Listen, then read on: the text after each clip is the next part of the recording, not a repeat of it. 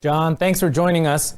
It looks like at least 15 Islamic schools have been so far blocked from the state's new school voucher program because of their affiliation with your group.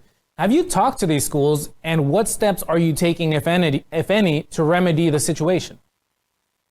So we have heard several complaints from some of the schools that have been blocked, and we're evaluating all of their positions and how they should respond.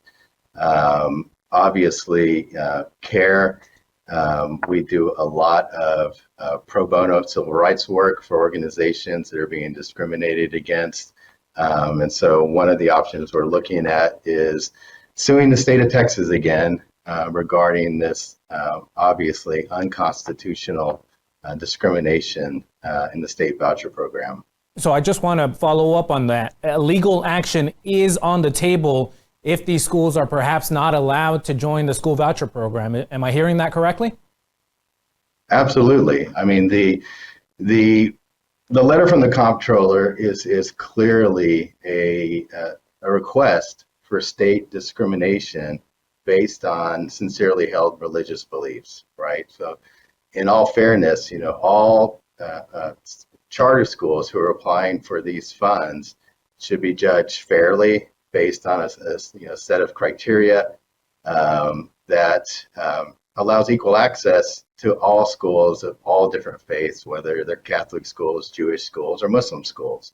And so this is clearly unconstitutional. It's an attempt to chill free speech, and litigation is definitely on the table. We have already sued the governor in the state of Texas 4 times regarding unlawful discrimination against the Muslim community.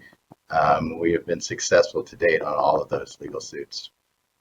And what is the actual affiliation that these schools have with you all that is causing the hiccup here? Is there a direct connection between you and some of these schools?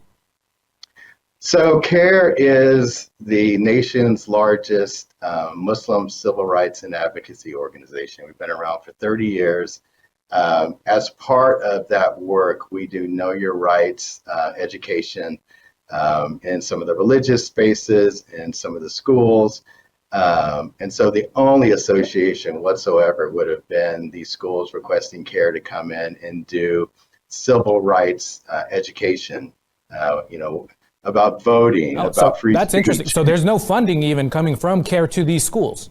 Absolutely not. There's no affiliation whatsoever. CAIR has been invited to do educational training sessions for students regarding their civil rights and civil education.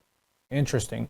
Okay, I do want to ask you a follow-up on your other legal action against the governor after he designated your group a terrorist organization. We've had a representative from your organization on the show talk about the lawsuit, but Governor Abbott told Glenn Beck yesterday that in your lawsuit against him, CAIR had suddenly changed its filing to delete any denials that you were affiliated with terrorist organizations, that you were engaged in terrorism, and that you were a threat to national security. Is that true? These are outrageous allegations. Our divisive politics is come to a point where our politicians are running for re-election by demonizing certain faith groups. There is absolutely no truth to the governor's allegations.